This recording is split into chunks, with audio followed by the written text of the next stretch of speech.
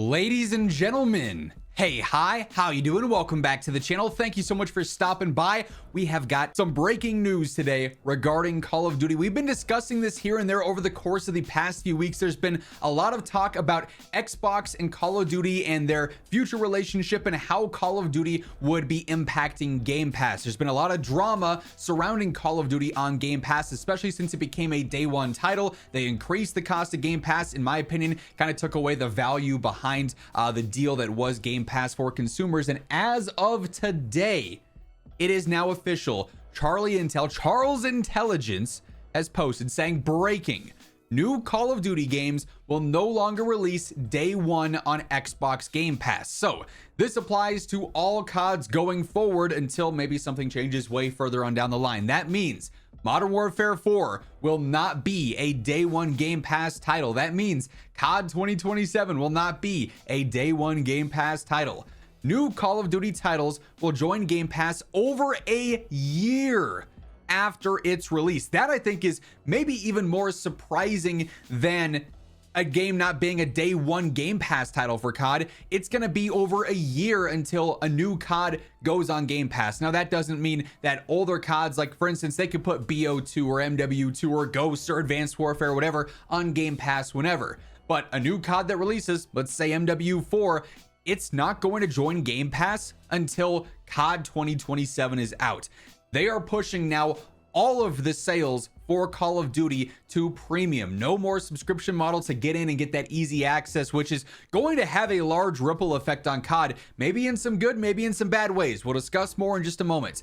Xbox is also immediately decreasing the price of Game Pass Ultimate and PC Game Pass. Now, that said, Charlie Intel does follow up and say Xbox will continue to add old Call of Duty titles to Xbox Game Pass this year. Xbox is not removing any Call of Duty games already on the service. So your Black Ops 7, your Black Ops 6 that were day one Game Pass games there, you're not going to lose any access to that if you do have a Game Pass subscription. And as I just mentioned, old titles will still be coming to Game Pass at some point in time, but new titles no longer are gonna be on the service, which is a pretty big deal. Now, Call of Duty has also responded to this news, posting, Game Pass continues to be an awesome place for players to discover games, including Call of Duty. Our focus remains unchanged to deliver the best possible Call of Duty game experience for players across every platform. We'll continue to support Game Pass through catalog titles and with new Call of Duty games on Ultimate the following holiday after launch, about a year later. So if, for example, Modern Warfare 4 launches in October or November of this year, then presumably it'll be on Game Pass for holiday 2027, which might be like Thanksgiving,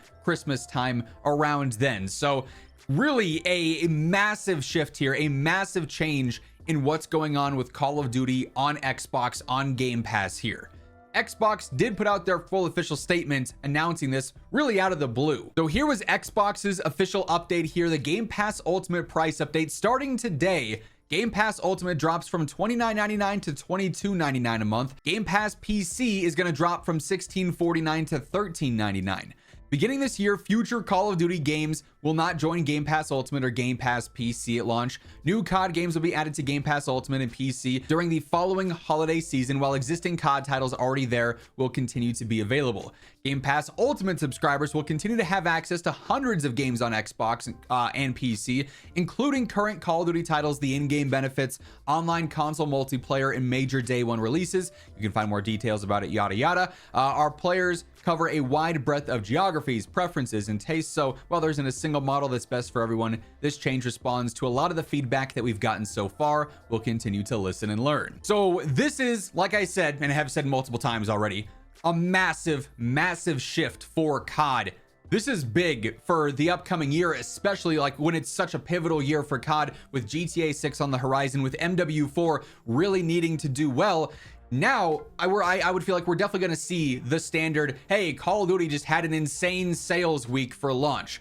That's going to happen the chances of that, I should say, happening are greater now that COD's not on Game Pass, because this means anyone on Xbox or Microsoft Store PC, if they were planning to get the game, they're going to be buying it now. It's not going to be through the Game Pass subscription, which wasn't going towards those launch sales. So we didn't see launch sales records or anything like that. You know, with BO7, for example, we did see some with BO6, even though that was a day one Game Pass title, which was surprising at the time, but also the BO6 records could have been even higher had the game not been on Game Pass. So that's an interesting thing to take note of. But like this year, especially with GTA 6 and Modern Warfare 4 releasing in a very similar time window, presumably, there's going to be a lot of gamers, and I mentioned this before, that probably are going to make a decision. Do I want to spend the $70 on GTA 6? Do I want to spend the $70 on MW4? Am I going to get both? Is it going to be one versus the other? Should I wait to see how one performs, you know, a little bit after launch? Is it going to launch buggy, glitchy?